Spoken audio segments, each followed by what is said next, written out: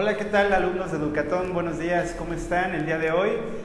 Espero que muy bien y que ya se vayan conectando a su clase virtual correspondiente al aula número 6. Ya están y acaban de pasar al módulo de Ciencias Sociales. Dos clases más, esta y la otra, y ya pasarían al módulo de Matemáticas. Entonces, bueno, voy a dar unos momentos en los que todos se conectan y van ingresando a la transmisión.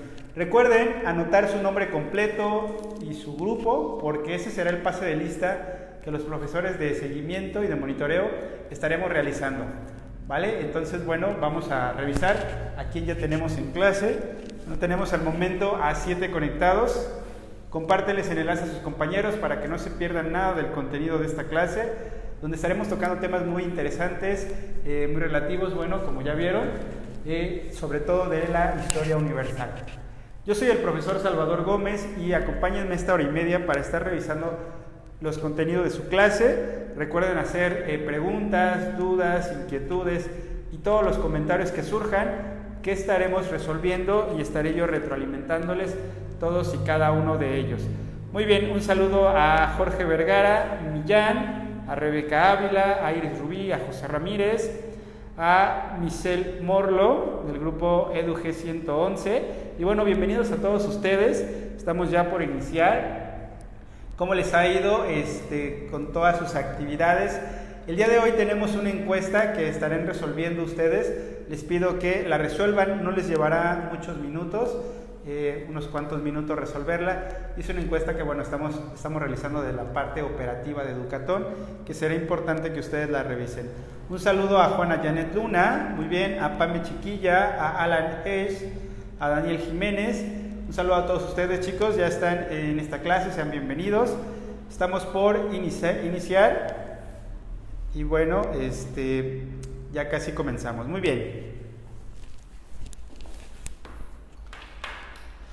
Pues bueno, el tema del día de hoy, vamos a iniciar hablando de las ciencias sociales, qué son las ciencias sociales, y posteriormente vamos a dar un recorrido de manera muy panorámica y muy general a lo que es la historia universal. Entonces, bueno, voy a comenzar con una pregunta. Quiero que me ayuden primeramente a definir qué es una ciencia, porque justamente esta clase comenzamos hablando de las ciencias sociales. Por lo tanto, vamos a comenzar definiendo qué es una ciencia. Entonces, los invito a que en los comentarios escriban lo que sepan, lo que crean o lo que saben respecto a lo que sea el conocimiento científico. Recuerden que en las aulas anteriores ya vieron, por ejemplo, lo que es la filosofía, ya vieron lo que es la lingüística, ya vieron la gramática, ya vieron también un poco de ética como disciplinas de la filosofía. Pero en el módulo de ciencias sociales vamos a centrarnos en el concepto de ciencia. Por lo tanto, la primera pregunta pues es esta. ¿Qué es una ciencia, chicos? Muy bien. Bueno, tenemos ya a los chicos, al profesor Luis Marín de Don Bosco que nos acompaña, a Alan Hesh, a Javier Vázquez, Pame Chiquilla, muy buenos días, un saludo del grupo 111. La profesora Mar Ángel Anaya, tú también, que nos está acompañando. Ella es monitora del grupo de Ciudad Valles de San Luis Potosí. Muy bien, un saludo a todos ustedes, chicos. Zuleima Mendoza. Y bueno, coméntenme entonces qué entendemos por ciencia. Buen día a María Guadalupe Galloso Montes. Un saludo para ti también. Pero hasta el momento no he recibido ninguna respuesta con respecto a lo que es ciencia, chicos. Entonces, bueno, espero. Recuerden que va un poquito desfasada la transmisión. Por ejemplo, en vivo yo estoy realizando algo, pero los comentarios, ustedes tienen la transmisión unos segundos un poco atrás. Y bueno, muy bien. Gracias por anotar todo su nombre. Recuerden que ese será el pase de lista. Paloma Aguilar, Juliana Rosario. Muy bien. Arturo Fernández Jr. Excelente, chicos. Bueno, como no recibo respuestas de lo que es una ciencia, creo que todavía están un poco con esa premura de la mañana. Vamos a definirla. La ciencia es un tipo de conocimiento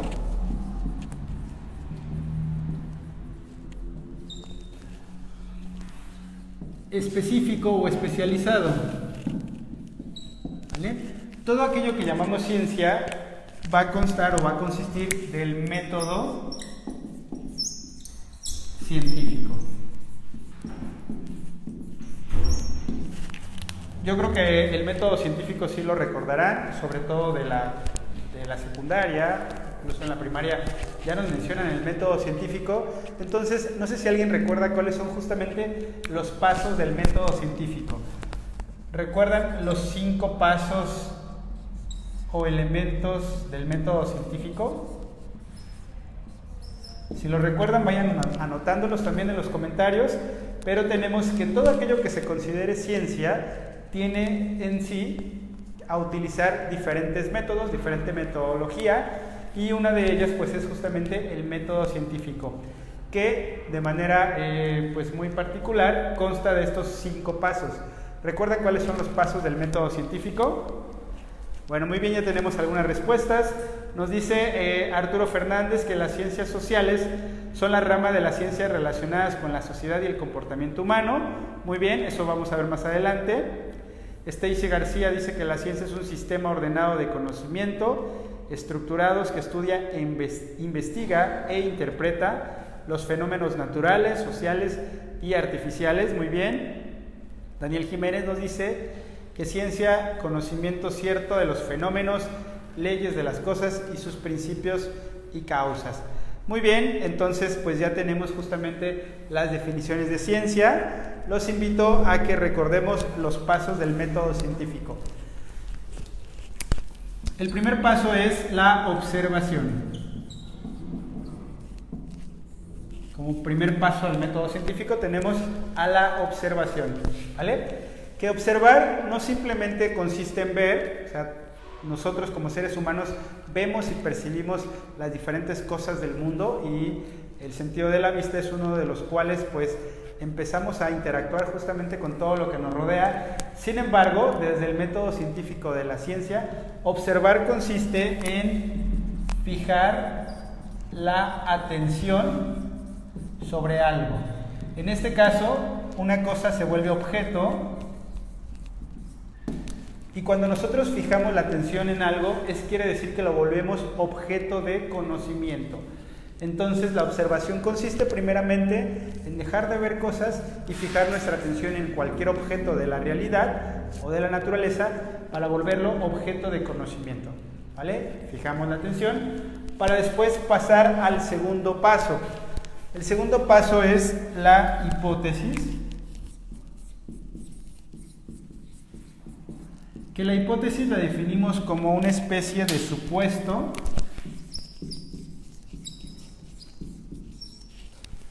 ¿no? Una posible teoría. A ver, un supuesto, vamos a poner una teoría, pero entre paréntesis. Ya que fijamos nuestro objeto de atención, entonces empezamos a crear una serie de enunciados, una serie de juicios, como mencionábamos en lógica, respecto a lo que suponemos respecto a cierto hecho, cierto evento o cierto fenómeno. Por ejemplo, si yo observo que ciertos días del año y a ciertas horas llueve, yo voy a crear una hipótesis. Mi hipótesis será que a lo mejor respecto a esos días del año llueve bajo ciertas circunstancias naturales. Entonces, todos los eventos de la naturaleza y de la realidad se pueden explicar a través de las hipótesis. Como número 3 tenemos a la experimentación.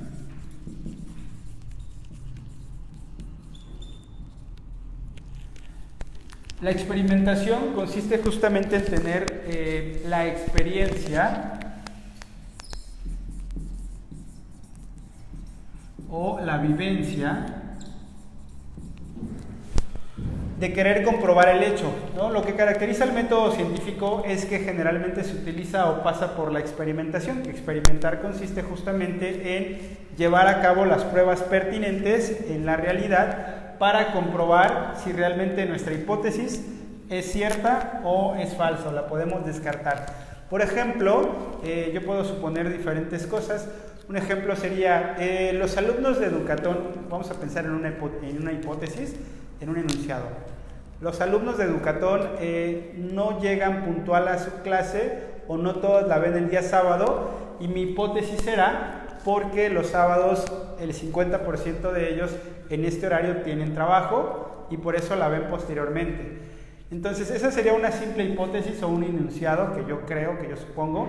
Y entonces tengo que hacer una encuesta, por ejemplo, para realmente conocer si ese es un factor o esa es la razón principal por la cual no todos los alumnos de Educatón toman su clase en vivo. Entonces, tengo el supuesto y tengo que ir a la experimentación o a la comprobación de ese supuesto, que consiste en tener la experiencia o la vivencia de ese enunciado. Posteriormente tenemos a la comprobación y con ello la teoría. Ya que yo realicé la experimentación y que tengo los datos más claros, me voy a justamente la teoría de ello y compruebo si realmente mi hipótesis era cierta, y entonces aquí genero ya todo un sistema de conocimiento. Ya no se queda en un simple supuesto, en un simple enunciado, sino realmente yo lo pude comprobar, pude darme cuenta si era cierta mi hipótesis o si era falsa, y a través de la comprobación genero ya un sistema más completo con un conocimiento para, por último, generar la ley. Que la ley justamente se resume en ese enunciado universal de carácter científico. Ya la ley es lo que damos por sentado, lo que damos por hecho que sí pasa o que sí sucede en la realidad, ¿no? Por ejemplo, si yo observo que si dejo caer este plumón al piso, se cae, si el borrador también lo dejo caer, y así observo con todos los objetos del mundo, entonces estoy experimentando y lo estoy comprobando. ¿Cuál sería la ley? Que es una de las leyes de la física. Todos los objetos por su propio peso caen, ¿no? Entonces, ¿cómo llegué yo a esa ley? Pues a través de la observación primero de los fenómenos. Recuerden que Newton fue al que le cayó la manzana en la cabeza, y a partir de esa experiencia, a partir de esa hipótesis, creo todo un sistema, una teoría que se conoce como la ley de la gravedad, ¿vale? Entonces, básicamente tenemos que todo aquello que se considere ciencia o todo aquello que se considere como conocimiento especializado de un área tiene que abarcar y tiene que englobar todos los pasos del método científico. ¿De acuerdo? Muy bien. Hola a la profesora Esmeralda, que nos saluda también, la profesora Esmeralda, que es la profesora de seguimiento del grupo de León, Guanajuato. Muy bien. Bueno, un saludo a Liliana, un saludo a Jonathan. Y bueno, no sé si tengan alguna duda, chicos, hasta aquí. Coméntenla, y si no, bueno, pues borramos y continuamos con lo siguiente.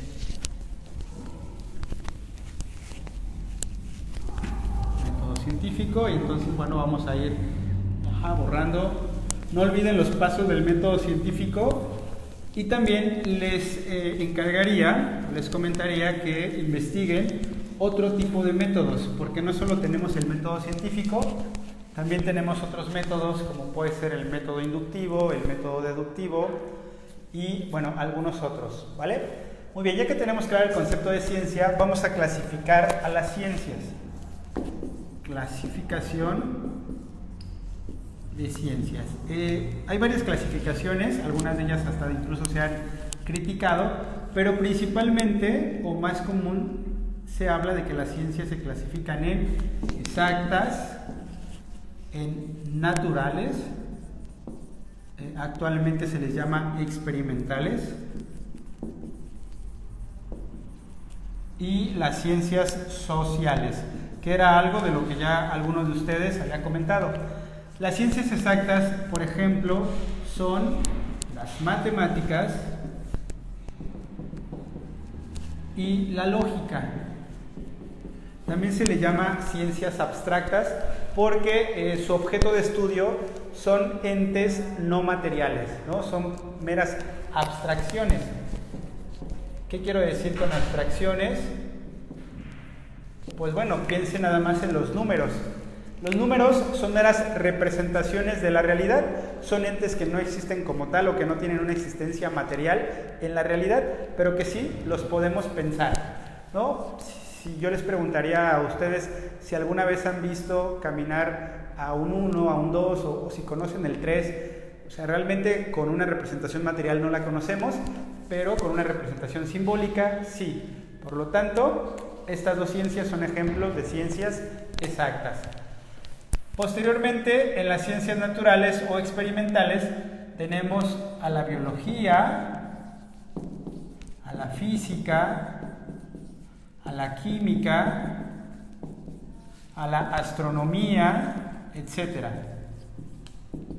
¿Vale? Todo aquello que nosotros llamamos ciencia experimental o ciencia natural son aquellas ciencias que tienen que ver con algunos organismos de la naturaleza. Pueden ser los seres vivos, pueden ser a lo mejor cuerpos celestes, pero todos ellos tienen en común que nos hablan de algún hecho u objeto o fenómeno de la naturaleza. ¿No? Por ejemplo, la biología estudia los seres vivos, las plantas, los animales y los otros 3 reinos de la naturaleza.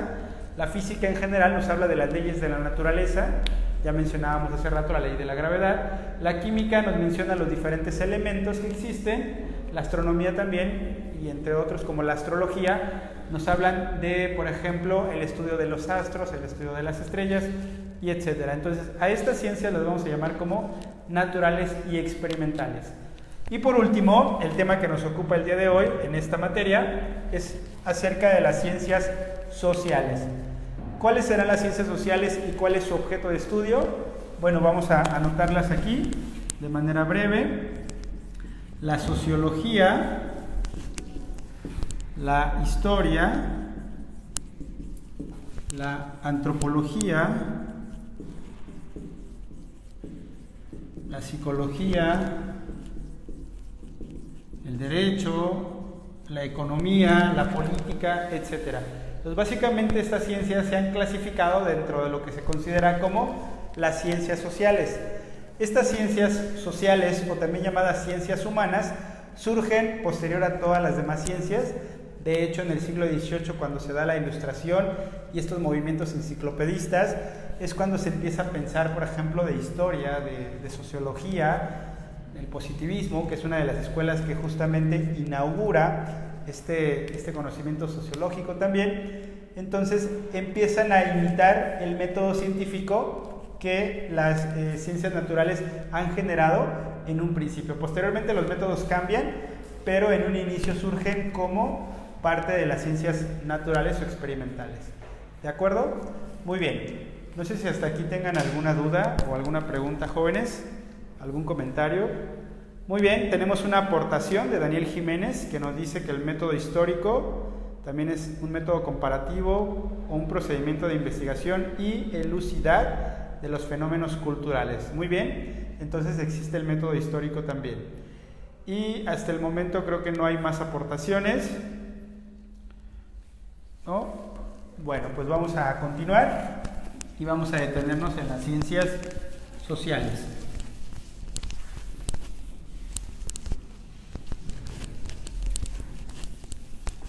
Vamos a revisar de manera breve también, general, cuál es el objeto de estudio o el campo de estudio de las diferentes ciencias sociales. Ciencias sociales. Las principales ciencias sociales son la historia, la sociología, la psicología, la economía, la antropología y algunos también incluso agregan la política y el derecho. Muy bien, vamos a definir el objeto de estudio de cada una para tener claro qué es lo que estudia y cómo se desarrolla en cada una. La historia como sabemos estudia los hechos y los fenómenos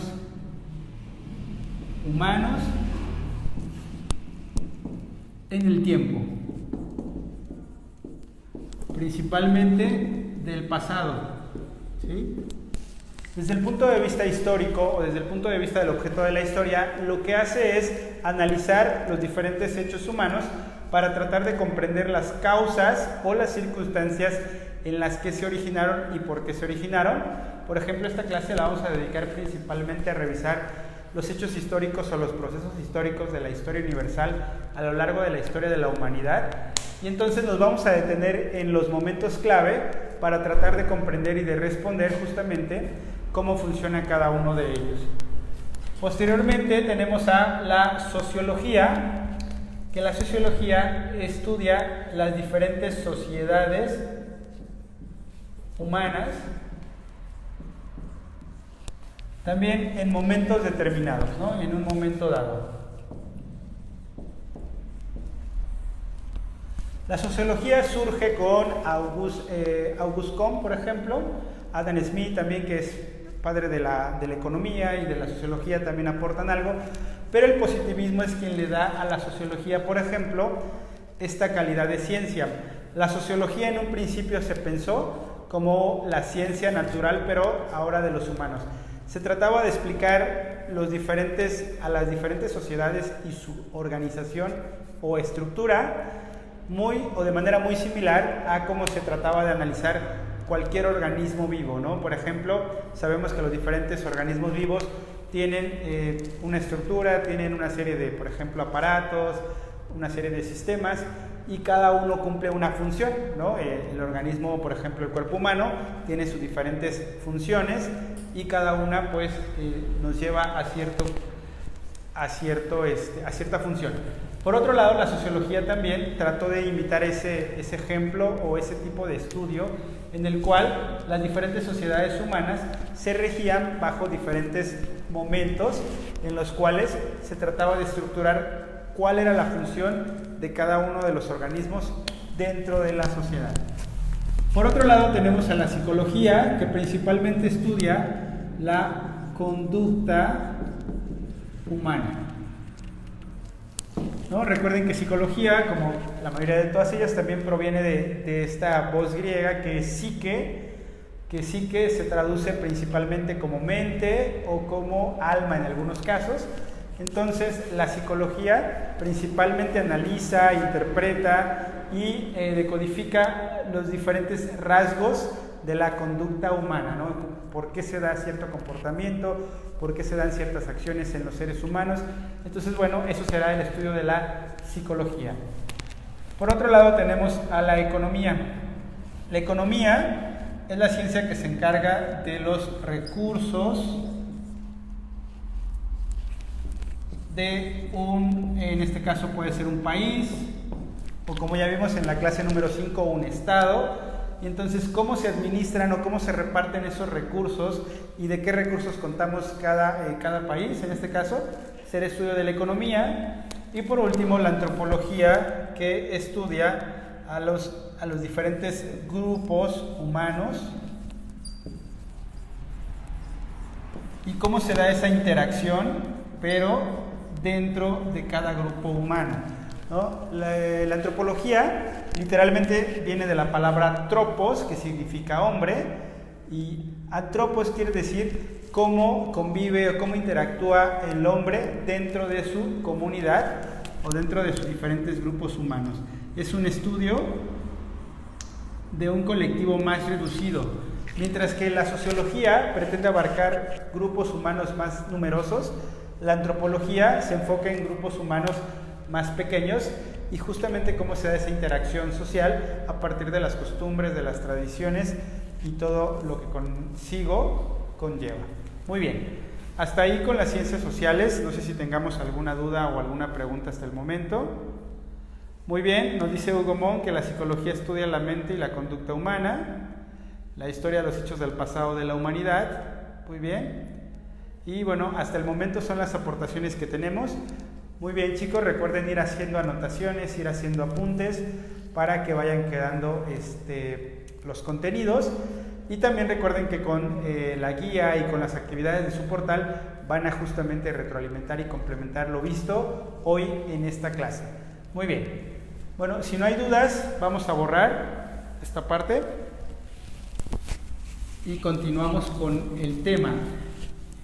Esta clase de hoy vamos a comenzar hablando de la historia universal y la clase número 7 se enfocará también en historia de México. Darán un repaso a lo visto en esta clase en historia universal y posteriormente pues hablarán de los principales hechos de la historia de México, pero para que vayan teniendo claro los contenidos, básicamente así se va a desarrollar la clase, ¿no? A veces tengo alumnos que me preguntan en la semana, profe, ¿de qué página era la guía? Recuerden que siempre encuentren esa relación entre los temas vistos en clase, las actividades y las páginas de la guía, ¿no? Por ejemplo, si el día de hoy no vemos nada de historia de México, porque eso corresponde a la aula número 7, pues evidentemente las páginas de la guía que tienen que contestar son hasta, pues antes del tema de la historia de México. Son todos los temas de ciencias sociales, de historia universal, etcétera. ¿Sí me explico? Muy bien. Pues bueno, vamos a continuar. Vamos a comenzar ahora a hablar de la historia de la humanidad. Y bueno, ya que hablamos de las ciencias sociales, vamos a hablar, por ejemplo, de las diferentes edades. Generalmente, siempre que hablamos de historia, lo que hacemos es una línea, porque nosotros, desde el punto de vista occidental, concebimos al tiempo como lineal. ¿Qué quiere decir esto? Que tenemos la idea de que existe un pasado, que es lo que está atrás, que ya quedó. Tenemos la idea de que hay un presente y también de que hay un futuro. Entonces, principalmente en historia, esa idea tenemos como una idea lineal del tiempo. Por eso, cuando hablamos de las épocas históricas, generalmente lo representamos con una línea, con la famosa línea del tiempo. Entonces, principalmente las épocas se dividen en la antigüedad. Posteriormente tenemos a la Edad Media.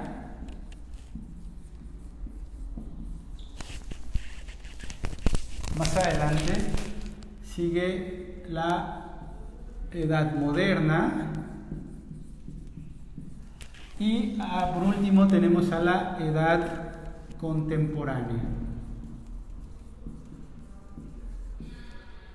La pregunta aquí sería, ¿desde cuándo surge la historia, ¿no? ¿Desde cuándo podemos hablar de la historia, de los hechos históricos? Se dice que la historia nace a partir de que el ser humano inventa la escritura. Es decir, las sociedades antiguas ya tenían un cierto tipo de escritura, de diferentes representaciones, pero antes de eso estamos hablando de la prehistoria. La prehistoria eran justamente los diferentes asentamientos humanos e incluso antes del hombre, con otro tipo de seres, en los cuales pues todavía no había como tal grandes civilizaciones. Entonces vamos a detenernos en la antigüedad justamente y vamos a decirlo de manera panorámica. Aproximadamente la antigüedad abarca del año 3500 antes de Cristo a el siglo o al año 476 después de Cristo, ¿vale? Recuerden que a partir de la llegada de Cristo tenemos desde el punto de vista histórico un antes y un después. Todos los años que estuvieron antes de Cristo se cuentan como parece ser, como hacia atrás, como en reversa. Por ejemplo, aquí sería el año 1 antes de Cristo, el año 2, el año 3 o el siglo tal. Entonces, mientras más alejados estamos hacia este lado, hacia el pasado, los números van aumentando. Entonces, la antigüedad, aparentemente, según tenemos este dato, comienza a partir del año 3500 antes de Cristo con civilizaciones antiguas como Mesopotamia, la antigua Egipto, Babilonia. Por ahí tenemos también a la antigua civilización china. Y los más recientes tenemos a la cultura grecolatina, es decir, a Grecia y a Roma. De hecho, la Edad Antigua termina con la caída del Imperio Romano de Occidente. ¿Vale? Entonces, cuando hablemos de la antigüedad, nos vamos a remitir justamente al año 3500 a.C., al año 476 después de Cristo, y el evento que marca como el fin de la antigüedad es la caída del Imperio Romano de Occidente. ¿Qué tienen en común estas civilizaciones? Justamente que fueron civilizaciones que en su momento abarcaron gran territorio, principalmente de Europa y de Asia, dependiendo de cuál era su origen, por ejemplo, y que empezaron ya a ser civilizaciones avanzadas desde el punto de vista arquitectónico, desde el punto de vista social, desde el punto de vista cultural también. Tenemos, por ejemplo, las grandes construcciones mesopotámicas, las pirámides egipcias.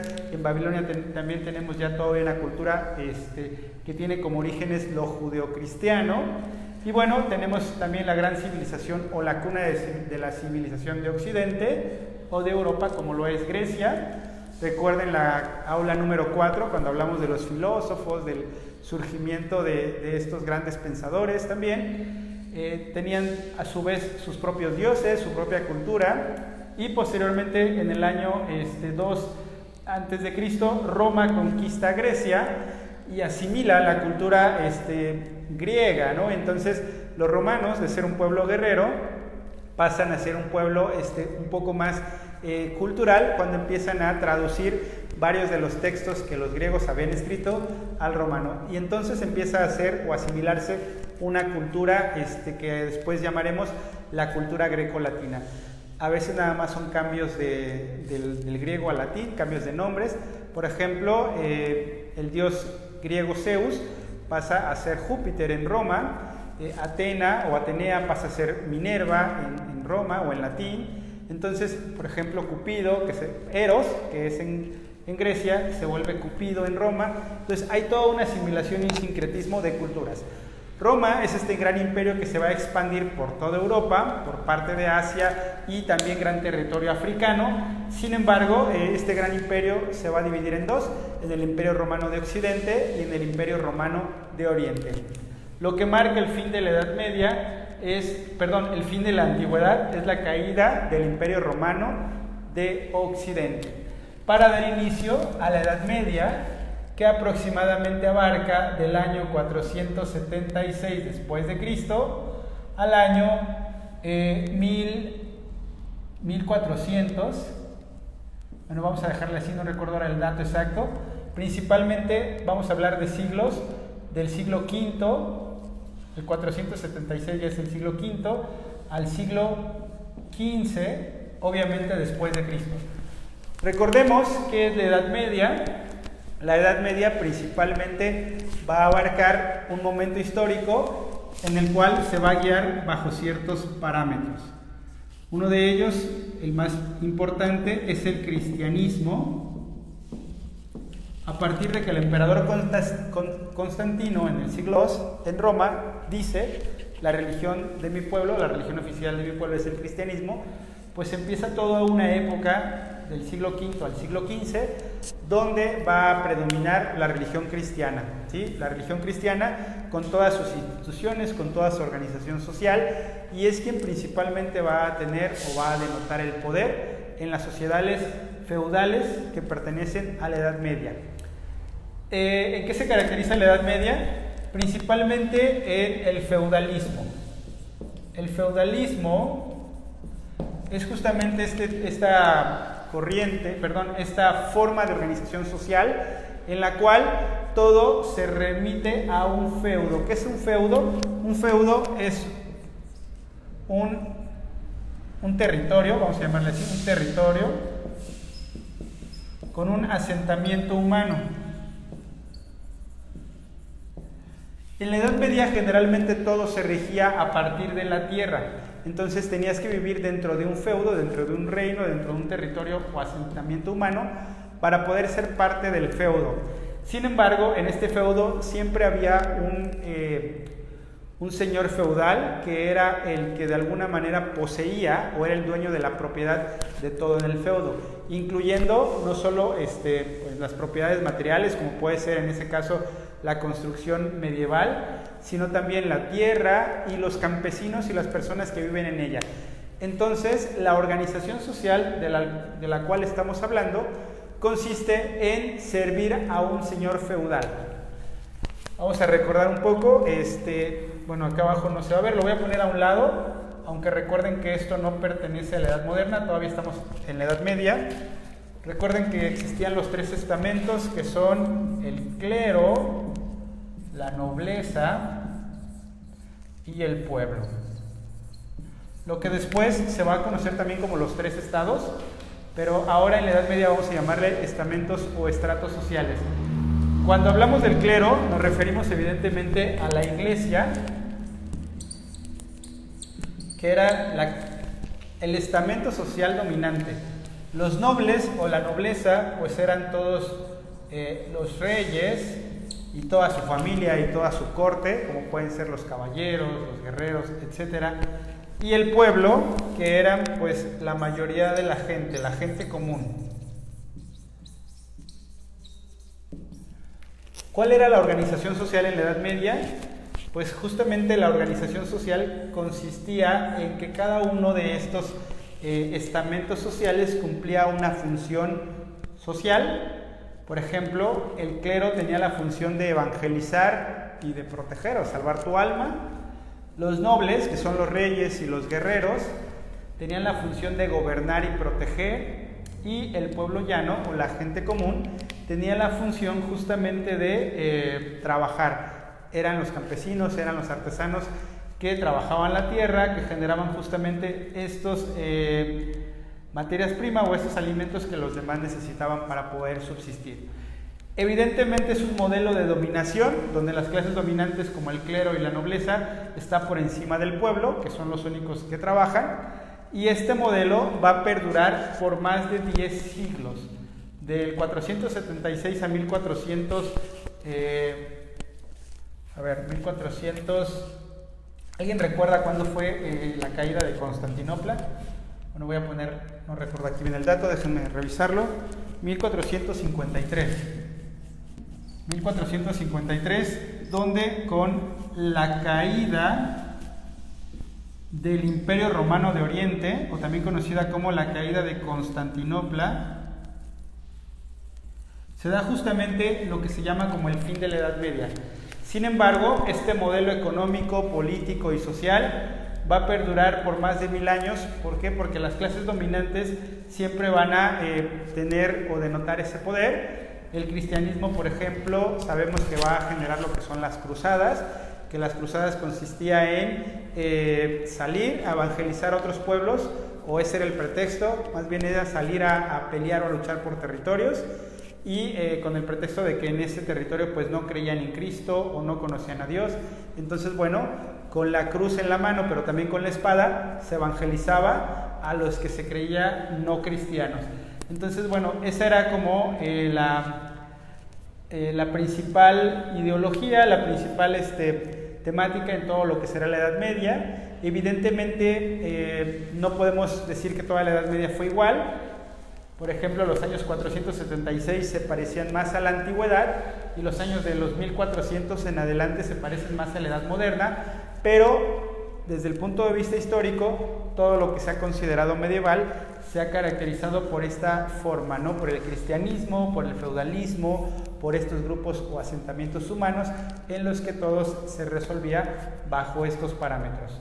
Muy bien, hasta aquí, ¿cómo vamos, chicos? No sé si tengan alguna duda o alguna pregunta, alguna inquietud.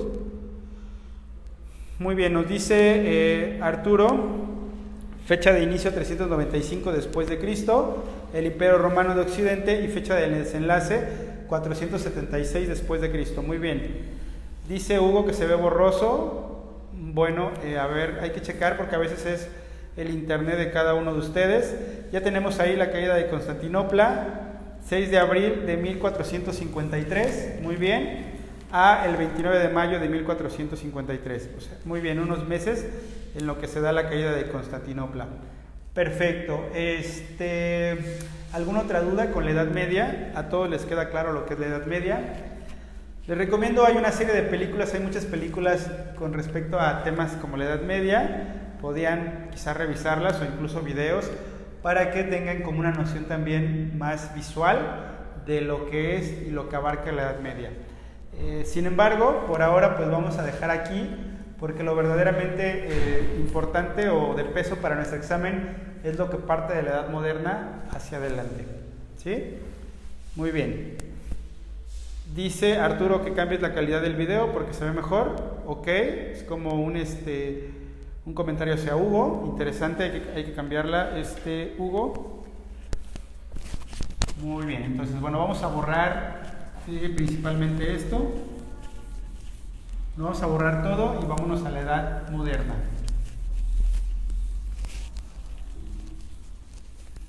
Aquí no borro los siglos. Siglo V al siglo XV. Muy bien, para que no los pierdan. Muy bien, la Edad Moderna abarca de 1453 a 1789 principalmente. El fin de la Edad Moderna se va a caracterizar por lo que es la Revolución Rusa, que más adelante vamos a hablar de ella. ¿Por qué se le llama Edad Moderna? Recuerden que a partir de la caída del Imperio Romano de Oriente, que es lo que se conoce como la caída de Constantinopla, hay otro evento también importante que va a marcar, según los historiadores, como el fin de la Edad Media, que es el llamado, y lo pongo entre paréntesis, entre comillas, el descubrimiento de América. Como hecho importante que va a marcar también, y lo pongo entre comillas porque no es el término más adecuado, sin embargo, la historia oficial a veces así lo ha mencionado, como el descubrimiento de América, pero bueno, sabemos que América no fue descubierta, América siempre estuvo ahí, entonces más bien podemos hablar de la conquista hacia América. Muy bien. Para los europeos, el conocer otros mundos y el creer que se había llegado a las Indias en un principio, como lo afirmó Cristóbal Colón, va a marcar también un parteaguas que va a dar inicio a la Edad Moderna. Se conoce, por ejemplo, como el Renacimiento, a esta época en la que dejamos de lado un poco lo que estaba anteriormente con la Edad Media, que era Dios o Cristo en el centro. Las reflexiones en la Edad Media eran cristianas, las reflexiones a partir del Renacimiento van a ser más con el ser humano, con el hombre. Con el hombre, no como género, sino como especie, con el ser humano, vamos a poner en el centro y dejamos un poco de lado a Dios. Se le va a llamar Renacimiento a esta época porque justamente va a consistir en renacer. ¿Y qué es lo que quieren que renazca? Simple y sencillamente lo clásico, es decir, volver a la cultura grecolatina, ¿sí? Volver a los antiguos griegos, volver a los antiguos romanos, porque se pensaba o se creía justamente que acá estaba la época dorada de la civilización europea o la civilización de Occidente. Por lo tanto, a la Edad Media se le va a llamar así Edad Media o Edad Oscura, justamente porque está en medio. ¿Está en medio de qué? De la antigüedad y la Edad Moderna, ¿no? La antigüedad, como les comentaba, o Grecia y Roma, es estos dos imperios clásicos que dejaron gran florecimiento y gran cultura a Occidente. En la Edad Media se piensa que no pasó nada en cuanto a conocimiento, en cuanto a cultura. O sea, es impensable que durante 1000 años no pase absolutamente nada, pero sí es evidente que todo se regía bajo el cristianismo o bajo estas leyes de Dios nuestro Señor, y todo era un pacto vasallático de servir a alguien, de servir al otro. Entonces, por lo tanto, el Renacimiento se le ha llamado así porque es otra vez volver a los antiguos clásicos. Y entonces en el Renacimiento empieza a florecer otra vez la cultura grecolatina, principalmente en Italia, la capital de Roma. Tenemos que se vuelven a construir edificios o templos con columnas dóricas o jónicas que son muy similares a las antiguas Grecia. Se vuelven otra vez los pintores a tratar o a copiar modelos muy similares a los antiguos. Empiezan a pintar, por ejemplo, estas pinturas que conocemos de Platón, de Sócrates, de Aristóteles, dialogando en la plaza pública o en el ágora ateniense, pues son muy del Renacimiento. Tenemos que hay 4 figuras importantes que representan o que encarnan lo que es el Renacimiento. Yo creo que han escuchado de ellos, como Leonardo da Vinci, Miguel Ángel, el que pinta la Capilla Sixtina, por ejemplo, Donatello y Rafael, también como grandes artistas y grandes personajes renacentistas.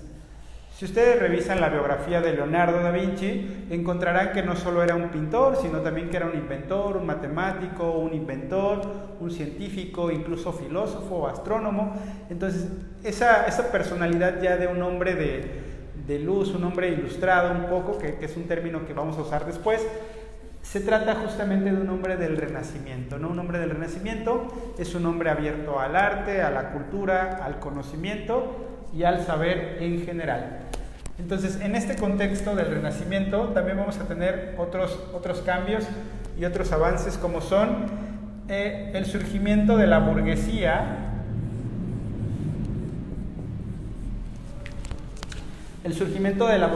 como clase social. ¿Y qué va a generar la burguesía? Un elemento importante como lo será la revolución industrial. ¿Sí? Básicamente es esto que se da en este siglo XVIII, a finales de los 1600, a principios de los 1700, se crea la famosa máquina de vapor. Es el símbolo de la revolución industrial, la máquina de vapor.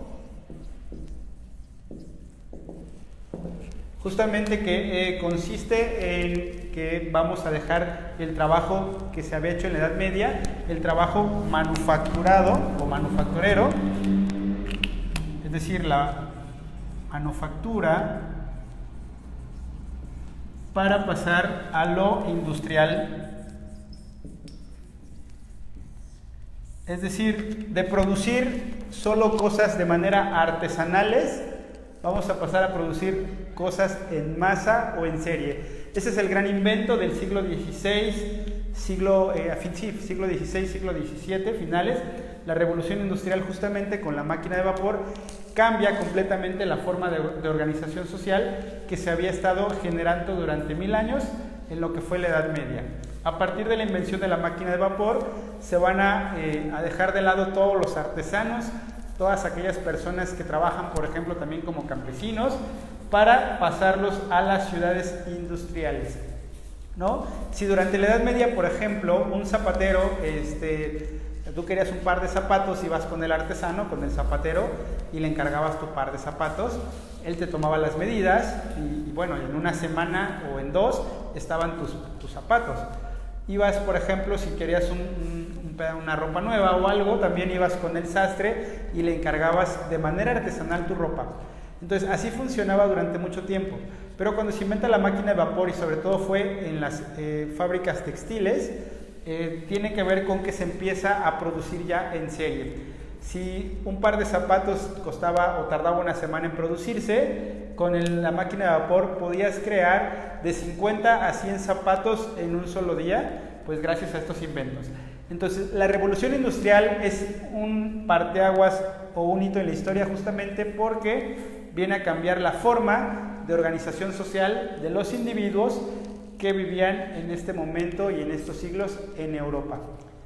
Todos los campesinos, todos los artesanos empiezan a trasladarse a los burgos, eran a estas ciudades donde pues se crean o se trabaja a través de las fábricas, a través de este producto textil. De ahí viene pues esta nueva clase social que es la burguesía, se le llamó así porque vienen en los burgos, y la burguesía son justamente las personas que tienen el capital y los medios de producción. Los dueños de las fábricas, los dueños de las máquinas de vapor, los dueños de las empresas, los dueños de los ferrocarriles, todo esto que va a generar en el siglo XVIII posteriormente también una revolución social, se le llama la burguesía. Y las personas que simplemente venden su mano de obra son los llamados obreros. Los obreros, que anteriormente eran los campesinos, los artesanos, que todo lo hacían de manera artesanal, ahora como ya no cuentan con estos espacios, porque ya sale más barato, a lo mejor no tiene esta calidad de artesanal, pero sale más barato encargarlo o pedir 100 pares de zapatos en una cuestión industrial a que un artesano lo haga. Entonces terminan desplazándose, yéndose a vivir a los burgos, y tenemos justamente a la clase obrera. Muy bien. ¿Hasta aquí alguna duda, chicos? Un saludo a Elizabeth, dice que está interesante la clase. Nos dice Arturo Fernández: la revolución industrial o primera revolución es el proceso de transformación económica, social y tecnológica que se inició en la segunda mitad del siglo XVIII en el Reino de Gran Bretaña, fecha de inicio 1760, muy bien, ubicación Inglaterra. Sí, de acuerdo, la ciudad más industrializada será Inglaterra, y a partir de ahí pues van a generar unas revoluciones sociales importantes, como va a ser la Revolución Rusa. Bueno, esta es la explicación, este es el fenómeno de la Revolución Industrial. Pasaremos ahora a hablar un poco de la Revolución Rusa. Muy bien, vamos a borrar, chicos. No quito las fichas de arriba, nada más borro el contenido. Estamos todavía en la Edad Moderna.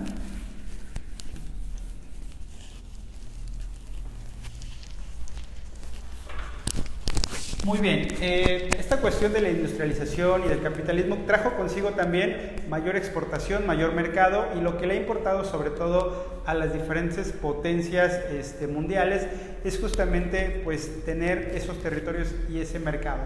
Entonces, como ya mencionamos, Inglaterra en este siglo XVIII trae consigo justamente la revolución industrial, o es la cuna de la revolución industrial. Sin embargo, ¿qué pasa con Francia? Francia en este momento, en este siglo XVIII, está atrapada en algo que se conoce como el absolutismo francés. ¿En qué consiste el absolutismo francés? En que tenemos solo centrado el poder del Estado en una figura. En este caso es el rey. El rey Luis XIV, el llamado Rey Sol, justamente encarnaba lo que va a ser el absolutismo francés en el siglo XVIII. En plena época industrial, en plena época donde se empiezan a dar también los movimientos enciclopedistas o ilustrados, tenemos justamente que hubo un emperador en Francia, conocido como Luis XIV, que decía o afirmaba cosas como: el Estado soy yo. Es decir, el poder del Estado caía en este emperador. Y Luis XIV va a pasar a la historia porque era un monarca, fue un monarca que derrochaba lujos, que derrochaba el gasto del pueblo y del Estado, mientras la mayoría de los ciudadanos franceses pues estaban en la pobreza. Entonces eso va a generar descontento en la población a gran medida. Sin embargo, hasta ese momento en Francia es lo que se conoce como el absolutismo francés. Sin embargo, también en este siglo XVIII tenemos que ya se da todo un movimiento que se conoce como la Ilustración. La Ilustración consiste en un movimiento intelectual principalmente, pero también en un movimiento social, donde tenemos a una serie de ilustrados, es decir, personas que también se les llama enciclopedistas.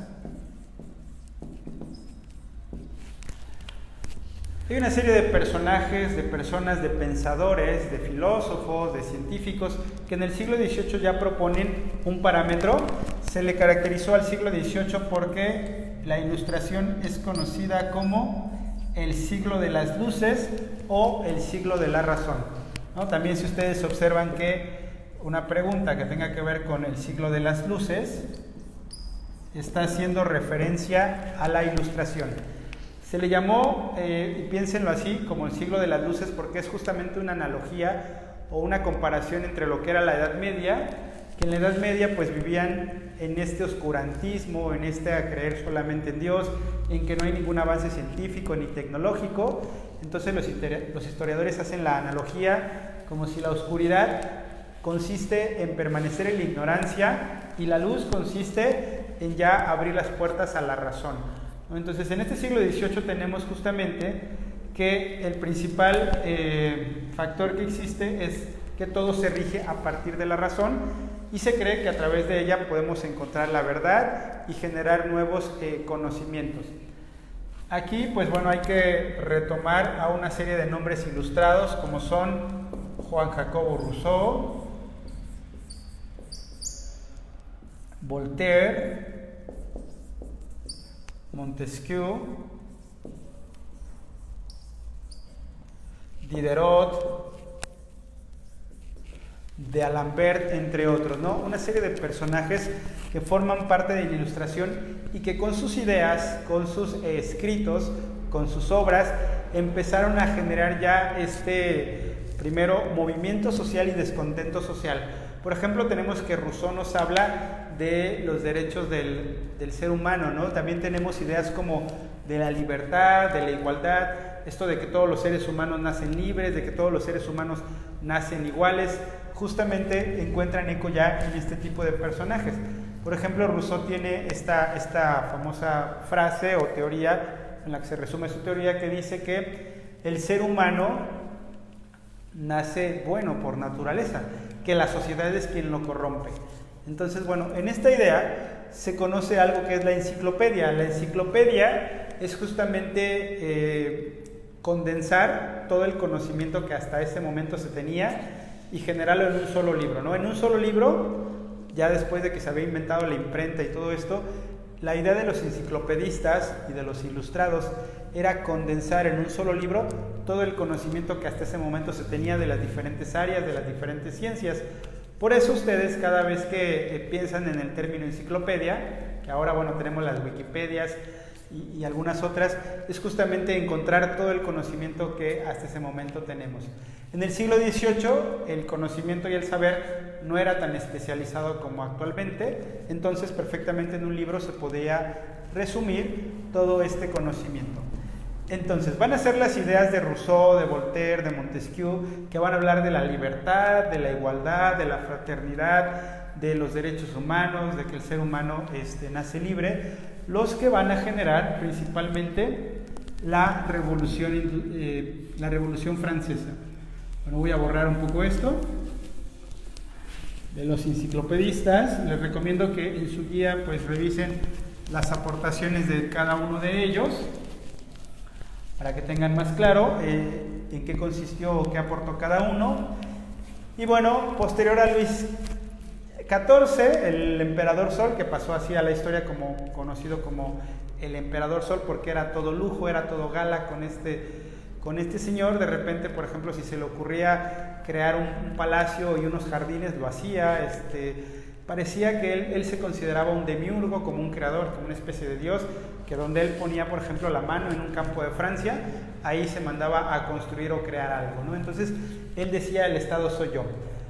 Es criticado, es derrocado. Después viene Luis XV, que no pasa medianamente con él nada, pero a quien sí le toca pagar los platos rotos es el heredero Luis XVI, que Luis XVI, ya en el trono, pues recibe un Estado francés endeudado, con problemas económicos, donde la sociedad y los campesinos principalmente sufren pues, y viven en la pobreza extrema. Entonces, justamente esto es lo que va a generar la Revolución Francesa.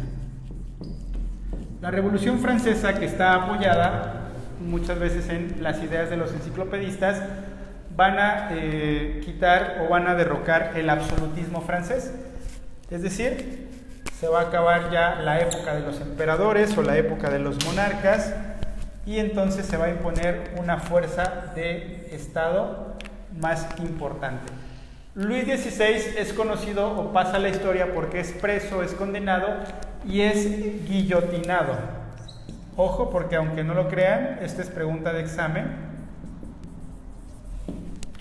Recuerdo que en alguna pregunta del examen venía ¿cómo fue muerto Luis XVI? Y de entre las opciones era fusilado, colgado o en la guillotina. Bueno, pues ahora ya saben que Luis XVI representa o simboliza justamente su muerte a través de la guillotina. Entonces la Revolución Francesa justamente va a cambiar esa estructura social, porque mientras Inglaterra se convertía en un país plenamente industrializado, en Francia todavía se vivía algo similar a la Edad Media, donde había justamente estos señores feudales que gozaban de grandes privilegios y que trabajaban a partir de ellos los demás campesinos. La Revolución Francesa derrota el absolutismo y empieza pues una nueva era, la era de Napoleón. Napoleón, que va a ser un estratega militar muy importante, va a llegar también al poder y se va a convertir en un emperador francés,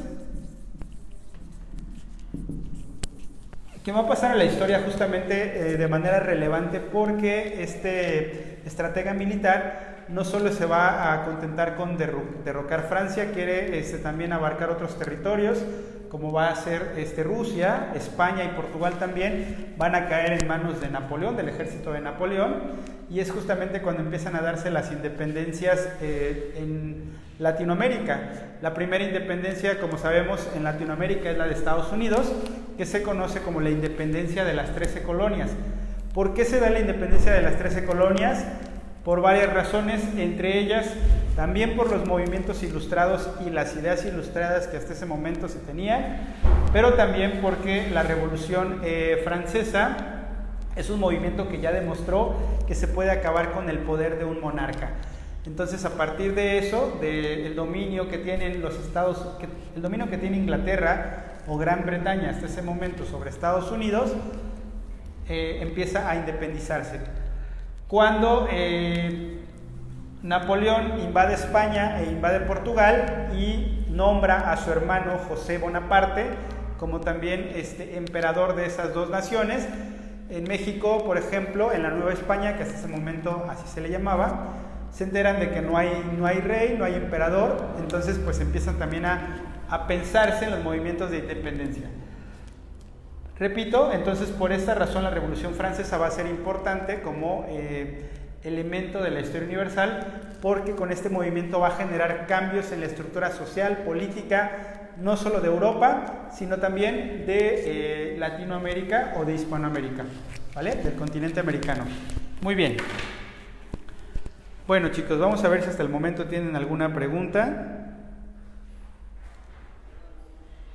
Tenemos una aportación de Arturo Fernández, nos dice que la Revolución Francesa abarca del 5 de mayo de 1789, que como les decía, este evento va a marcar lo que es el fin de la Edad Moderna, y termina el 9 de noviembre de 1799. Muy bien.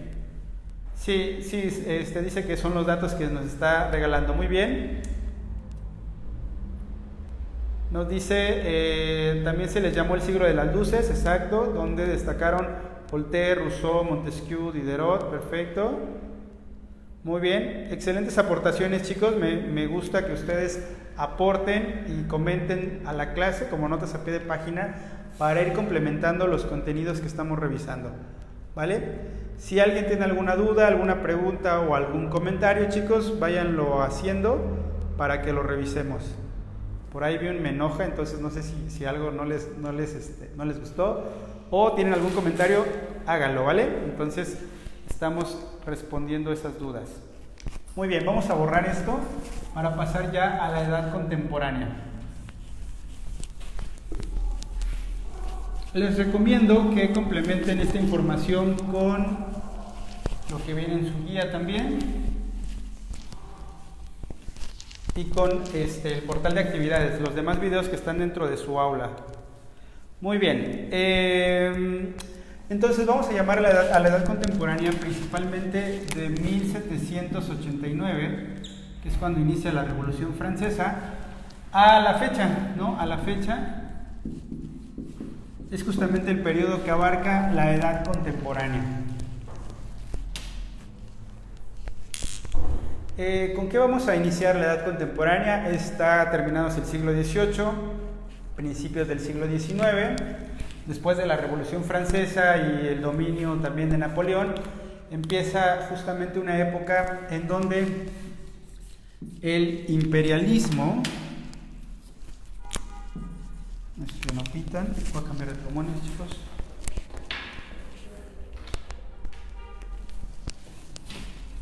A ver, el imperialismo y el nacionalismo van a ser los dos factores en los cuales van a desencadenar después en lo que se conoce como la Primera Guerra Mundial, o también llamada como la Gran Guerra. Por lo tanto, ¿en qué consiste el imperialismo? El imperialismo consiste en que las diferentes potencias europeas empiezan a competir entre sí, sobre todo para saber quién se queda con mayor territorio y quién tiene ciertas rutas de mercado, ¿no? Entonces, hay por ahí varias razones por las cuales los intereses principalmente económicos empiezan a generar tensión entre las principales potencias europeas. Las potencias europeas hasta ese momento, finales del 18, principios del 19, son Francia, Inglaterra, Italia, Alemania y Rusia. Sí, que aunque Rusia no pertenece concretamente al continente europeo, para ese momento tiene fronteras con varios países de territorios europeos, por lo tanto se da esa disputa. La disputa se da también entre las fronteras entre Francia y Alemania. Se están disputando dos naciones para dos provincias que ambas naciones quieren quedarse con territorio, ¿no? España, como sabemos, empieza a perder territorios con la independencia de las diferentes colonias que tiene en América. Y bueno, sucede lo mismo con algunas de las colonias en Inglaterra, o que tiene Inglaterra, que tiene Francia, y empieza a darse ese sentimiento también de nacionalismo. ¿En qué consiste el nacionalismo? Consiste en que las diferentes naciones justamente tienen ese carácter de poder y dominio sobre los demás, ¿no? Se empieza ya a hablar o a gestar este sentimiento de una supremacía de una nación sobre otra, y bueno, eso va a generar que se agrupen las naciones en dos principales bloques. ¿Cuáles son esos dos bloques? La Triple Alianza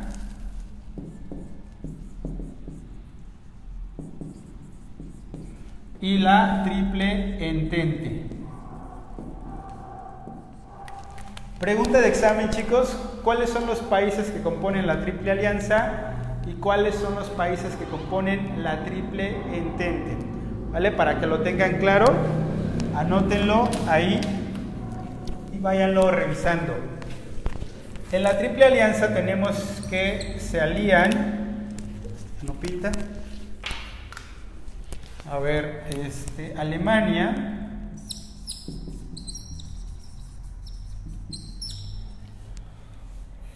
Italia,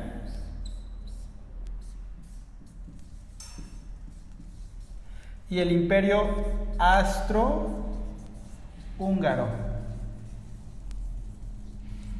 ¿Vale? Son las tres naciones principales que forman la Triple Alianza. La Triple Entente, bueno, para que no lo olviden, entente es una palabra en francés que de alguna manera se traduce como alianza. Entonces básicamente es como el mismo nombre, para que recuerden que la Triple Entente, pues uno de los países es Francia, se alía con Inglaterra y también forma parte de la Triple Entente Rusia.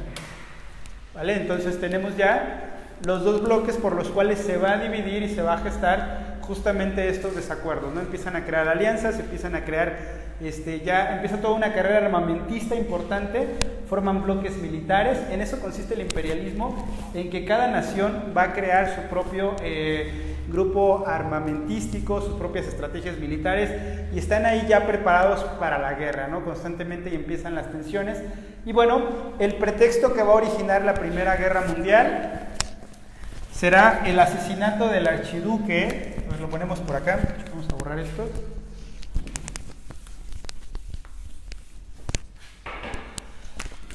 El asesinato del archiduque heredero al trono Imperio Austro-Húngaro, de nombre Francisco Fernando, que bueno, era familiar me parece que era sobrino de Maximiliano de Habsburgo, este personaje también que vino de Francia a nuestro país y que también fue emperador de México, impuesto por los conservadores de ese momento de nuestro país. Los liberales estaban en contra e impusieron a Benito Juárez, pero bueno, Francisco Fernando, sobrino de Maximiliano de Habsburgo, era un archiduque heredero al trono del Imperio Austrohúngaro. Entonces, entre todos estos conflictos, fue asesinado en la ciudad de Sarajevo, y ese fue justamente el pretexto detonante de la Primera Guerra Mundial, ¿no? Se alían en dos bloques, empieza justamente este asesinato, se culpa a uno de los países de la Triple Entente y empieza justamente la lucha armada. ¿Qué caracteriza la Primera Guerra Mundial? Justamente caracteriza bastante desarrollo militar, bastantes armas. Por ejemplo, Alemania sorprende con el famoso lanzallamas. Tenemos que algunos países como Inglaterra tienen las ametralladoras. Y entonces en esta idea de la industrialización y de estar generando, primero con la máquina de vapor, después con otro tipo de máquinas y de inventos, pues justamente empieza la carrera armamentista y militar en la que se van envueltos los dos bloques y empieza una guerra, ¿no? Una gran guerra que va a durar de 1914 a 1919. 5 años en los que se ven envueltos conflictos bélicos y armados entre los dos bloques. Al término de la Primera Guerra Mundial, tenemos que sale o resulta vencedor los países que pertenecen a la Triple Entente, y entonces, entre otras cosas importantes, hacen firmar el Tratado de Versalles a los países vencidos. El Tratado de Versalles principalmente consistía en prohibir cualquier creación de armamento militar y prohibir cualquier cuestión militar a los ciudadanos de cada país, ¿no? Durante todo lo que es el imperialismo era obligatorio el servicio militar y se les obligaba a los jóvenes de cada país participar y armarse en la guerra, ¿no?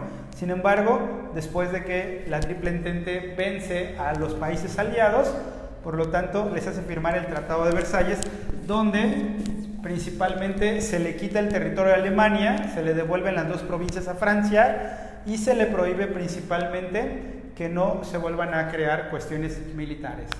Pero bueno, como sabemos, esto no va a durar mucho porque después viene la Segunda Guerra Mundial. Muy bien. Voy a borrar, chicos, si no tienen duda hasta aquí. Me parece que tienen unas aportaciones.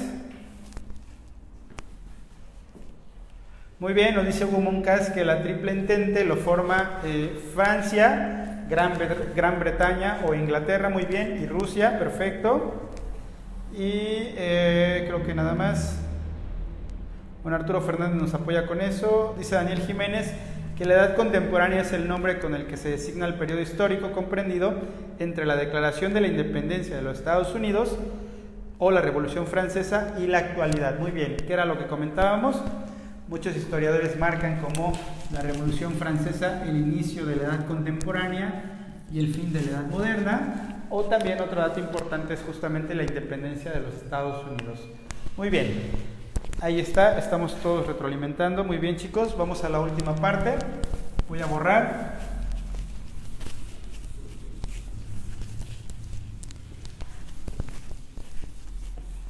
¿Qué pasa de 1919 a 1939, cuando inicia la Segunda Guerra Mundial?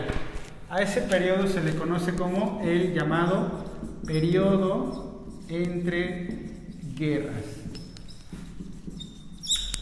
La Primera Guerra Mundial termina en 1919, la Segunda Guerra Mundial comienza en 1929, ¿vale? Y en este periodo entre guerras, ¿qué sucede o qué pasa? Pues los principales acontecimientos son en En el 27, en 1927, tenemos justamente que Estados Unidos surge una crisis económica importante. También es conocida como el llamado Jueves Negro, en lo cual la bolsa de valores de los norteamericanos pierde peso porque justamente después de la Primera Guerra y apoyando a los países de la Triple Entente, principalmente a Inglaterra, se ve con un gran auge económico importante. Entonces todas las familias norteamericanas principalmente empiezan a darse un estilo de vida que se conoce como el sueño americano. Sin embargo, llega un punto en el que la sociedad norteamericana pues está endeudada, está gastada y entonces sufre una crisis económica que se conoce como, también se le ha llamado como la Gran Depresión, el Jueves Negro, que es el día en el que cayó la bolsa de valores, y es uno de los eventos importantes durante este periodo entre guerras. Otro evento importante es justamente la creación de estados totalitarios. ¿En qué consiste la creación de estados totalitarios? Consiste justamente en que, por ejemplo, en Alemania llega al poder el partido nazi y, como sabemos, genera una fuerza militar y política importante en lo que después se va a conocer como el Holocausto, ¿no? Adolf Hitler, bueno, vamos a ponerlo acá como el partido y el representante, Adolfo Hitler, estratega militar que también participó en la Primera Guerra Mundial y que fue, pues como sabemos, rechazado de la Escuela de Artes en la universidad, que después pues generó, con esta capacidad que tiene de orador, generó un partido, empezó a disfrazar como que todo era nacionalsocialista en este movimiento socialista. Sin embargo, se convierte en un gran dictador cuando llega al poder en Alemania. También tenemos en Italia el fascismo, y el personaje importante es Benito Mussolini. En Italia tenemos el fascismo italiano, que también es una especie de dictadura, donde Benito Mussolini es presidente que de alguna manera va a tener el Estado en una gran represión. Y tenemos que se da la Revolución Rusa, y a través de la Revolución Rusa se derroca al zarismo, al zar, a esta forma de gobierno, y tenemos que se impone el socialismo con Lenin y luego con Stalin. A ver, Vladimir Ilich Lenin y Stalin son los principales responsables de imponer el socialismo en Rusia. Entonces es importante estos datos, estos eventos, porque justamente, por ejemplo, en Alemania y principalmente en Italia, después se va a crear lo que se conoce como la Segunda Guerra Mundial. Sabemos que Adolfo Hitler va a crear un gran ejército, va a estar haciendo una serie de armamentos militares importantes que después va a desencadenar en la Gran Guerra. ¿Cómo llega Hitler al poder? Pues a través de su gran oralidad, a través de convencer a sus conciudadanos de que él era la respuesta para que Alemania pues otra vez resurgiera de las cenizas en las que había quedado después de la Primera Guerra Mundial. Y bueno, todo esto nos va a llevar a lo que es la Segunda Guerra Mundial. Bueno, voy a borrar la creación de los estados totalitarios.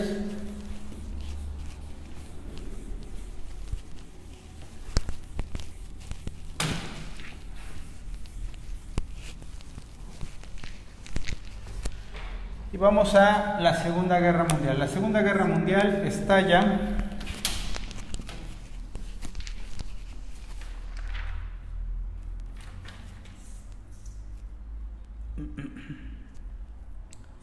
bueno, ya no pinche este plumón.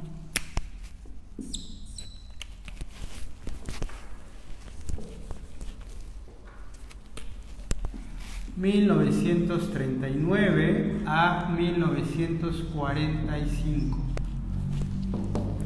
Segunda Guerra Mundial. La Segunda Guerra Mundial también se agrupa en diversos bloques, pero ahora ya participan más naciones, tanto del continente asiático como del continente americano, principalmente Estados Unidos. México también se ve apoyando a Estados Unidos y a Gran Bretaña, a este bloque, y bueno, no participa directamente de la guerra, salvo con un escuadrón que es mandado, un escuadrón de pilotos, pero hasta ahí. Muy bien, como sabemos, Alemania es quien se lleva las palmas aquí, en sentido irónico, porque comienza invadiendo Polonia. Y a partir de ahí se da el surgimiento de la Segunda Guerra Mundial.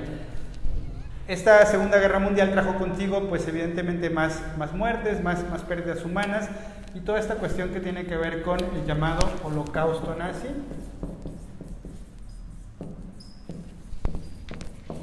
En el cual, pues evidentemente, Alemania va a generar esta persecución hacia los judíos por esta idea de Hitler que nos habla de la raza aria, ¿no? Incluso hay quien dice que Hitler leyó, por ejemplo, a Nietzsche, que Nietzsche nos habla de la idea del superhombre.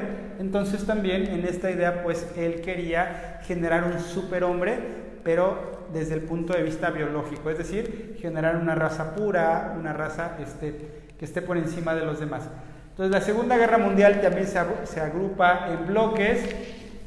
Por un lado tenemos a Alemania, tenemos también junto con Alemania a Japón.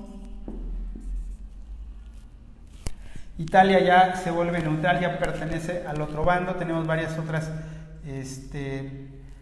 naciones. Del otro lado tenemos igual a Francia, Inglaterra, Estados Unidos, y tenemos también a la URSS, que ya no es solo Rusia, sino ya es todo un conjunto de más naciones que apoyan a Rusia, que forman el bloque soviético a partir de la Revolución Rusa, que bueno, son las siglas de Unión de Repúblicas, Unión de Repúblicas Soviéticas Socialistas. Entonces, este bloque van también a estar en disputa, y bueno, Alemania va a crear pactos o alianzas con otros países menores, y bueno, va a desencadenar la Segunda Guerra Mundial. La Segunda Guerra Mundial se caracteriza por ya el uso de aviones, el uso de tanques, el uso de armamento más pesado, y bueno, todos sabemos que el desenlace se da cuando los norteamericanos lanzan las dos bombas atómicas en las dos ciudades de Japón, en la ciudad de Hiroshima y en la ciudad de Nagasaki. Justamente es cuando se declara el fin de la Guerra Mundial. ¿Qué trajo consigo posteriormente a la Segunda Guerra Mundial? Principalmente en 1945 se crea la ONU, que justamente es una organización encargada de generar o de velar acerca de la paz mundial. La ONU, que son las organizaciones de Naciones Unidas, alrededor de 50 naciones firman para 1945 un tratado en el cual pues se habla ya acerca de una paz mundial. Y bueno, ese es uno de los últimos eventos en los cuales van a terminar con el fin de la Segunda Guerra Mundial. Muy bien, vamos a lo último porque se nos acaba el tiempo, chicos. Después de la Segunda Guerra Mundial, sabemos que el mundo principalmente se divide en dos bloques. Lo que se conoce como la Guerra Fría, que la Guerra Fría no es una guerra militar, sino más bien es una guerra ideológica, en la que por un lado tenemos a la URSS y por otro lado tenemos a los Estados Unidos. Por un lado la URSS representa el bloque social o del socialismo, y la URSS representa el bloque capitalista. Al término de la Segunda Guerra Mundial, Alemania queda dividida en dos. La capital de Alemania, que es Berlín, está dividida en dos. Por un lado, se impone el poder comunista, el dominio de la URSS. Por otro lado, los norteamericanos también en la parte federal. Tenemos la parte democrática de Berlín, que está comandada por la URSS. Tenemos la parte federal, que está comandada por Estados Unidos, y entonces se crea esta división en Berlín, que después se conoce como el Muro de Berlín. ¿Se dan cuenta? Los que están del lado federal, que tienen más oportunidades en este sistema económico y político, y entonces empiezan a pasarse del lado capitalista. Sin embargo, Rusia impide eso a través de la construcción del llamado Muro de Berlín, que comienza siendo una pequeña malla o vallas, pero al paso de los años se va creando toda una fortaleza alrededor de Berlín. En esto consistió básicamente la Guerra Fría, en que los principales representantes de cada país van a generar justamente esa estrategia para ver qué nación es la más importante o qué nación es la potencia mundial, y sobre todo qué sistema político-económico es el que predomina. Todos conocemos el desenlace, me parece. La URSS, por muchos esfuerzos que intenta hacer, por alguna razón el socialismo en la teoría parece muy eficiente, pero en la práctica se llega a desmoronar, y entonces la nación que llega a sobresalir será el Estados Unidos con el capitalismo.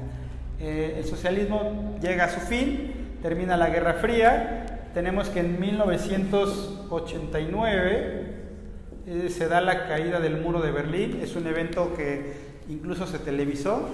Quizá a algunos de ustedes les tocó verlo en vivo. Yo ya había nacido, ya tenía algunos años, pero pues, todavía no tenía mucha conciencia. Pero este evento pues fue en este año. Muy bien, después de eso tenemos ya justamente que la potencia naciente es Estados Unidos. La URSS se desintegra a pesar de que se crean estrategias como la llamada perestroika, que la perestroika fue una estrategia también económica política que trató de llevar a la URSS, pero solamente fue el inicio de su final. Muy bien, creo que hasta ahí vamos bien. Ya lo que sigue después de la década de los 90 y de los 2000, creo que son eventos ya más cercanos a nosotros. Se hablan, por ejemplo, de temas como del terrorismo, se hablan temas, por ejemplo, como actualmente de la globalización, de los medios de comunicación también. Son temas ya más contemporáneos y bueno, en general, pues, no sé si tengan alguna aportación o algún comentario respecto a lo último o alguna duda respecto a todos los temas que ya mencionamos, para que me los cuenten, para que resolvamos las dudas y estemos comentando. A grandes rasgos y de manera muy panorámica, hasta aquí concluimos como la explicación de las diferentes etapas en las que se divide la historia. Hablamos de la antigüedad, hablamos de la Edad Media, de la Edad Moderna y concluimos con la Edad Contemporánea, ¿vale? Entonces vamos a dar un espacio para dudas, preguntas e inquietudes. Recuerden que al término de la clase deben realizar su Hoy Aprendí y enviarme captura de pantalla a mí, que soy su profesor de monitoreo, para tener en cuenta su registro y ponerles ahí que ya hicieron esa actividad. ¿Vale? Muy bien. Bueno, vamos a ver, nos dice Hugo Montt que la ONU surge el 24 de octubre de 1945 y se componen de 193 países y después de eso surge la Guerra Fría. Muy bien. Elizabeth Torres nos dice que en 1948 es la Declaración Universal de los Derechos Humanos por la ONU. Muy bien, esta también es pregunta de examen. ¿Cuándo surgen y por qué surgen los derechos humanos? Esto se ve en la siguiente clase también. Una de las respuestas sería posterior a la Segunda Guerra Mundial. Nos dice Elizabeth Torres que la Guerra Fría es un conflicto ideológico, económico y político entre dos regímenes antagónicos: el capitalismo liderado por Estados Unidos y el socialismo liderado por la Unión Soviética. Muy bien. Y Hugo Mons nos dice, muchas gracias por su clase, por su tiempo, saludos. Bueno, no sé si tengan alguna otra duda, alguna otra inquietud, jóvenes, alguna otra pregunta, comentario o algo que añadir.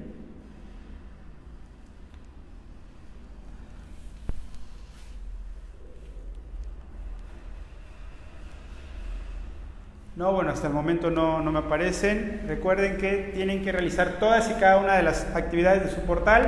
Solo tienen hasta el día miércoles en la noche o jueves en la mañana. ¿Por qué hasta esa hora? Porque la dirección operativa a partir del jueves al mediodía empieza a darlos de baja de esa aula, del aula en la que están, para cambiarlos entre jueves y viernes a la siguiente aula.